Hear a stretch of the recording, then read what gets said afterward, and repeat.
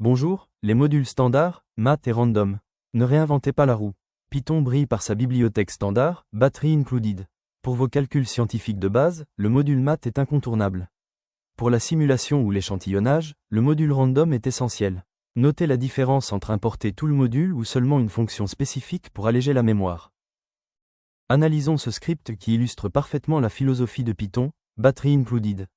Cela signifie que Python est livré par défaut avec des outils puissants qu'il suffit d'activer via l'importation. Regardons le tout début du code.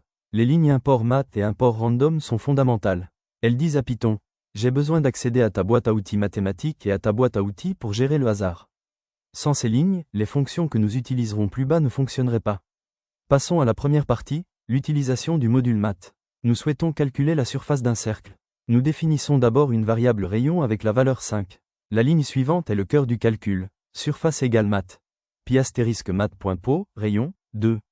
Remarquez comment nous utilisons le préfixe math, suivi d'un point. C'est la syntaxe pour aller chercher un outil dans la boîte math. Nous utilisons ici la constante math, pi pour obtenir une valeur précise de pi, et la fonction math.po pour élever le rayon au carré.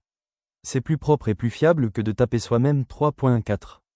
Enfin, nous affichons le résultat avec un print. Notez l'utilisation d'une f-string et surtout du code, de f à l'intérieur des accolades. Cela permet de formater le résultat, qui est un nombre à virgule potentiellement très long, pour ne montrer que 2 chiffres après la virgule. C'est essentiel pour présenter des données proprement. Passons à la deuxième partie, l'utilisation du module random. Ce module est très utile en data science pour faire de l'échantillonnage ou de la simulation. Nous commençons par créer une liste classique, appelée étudiant, contenant 4 chaînes de caractères, Ali, Jamila, Khadija et Ahmed.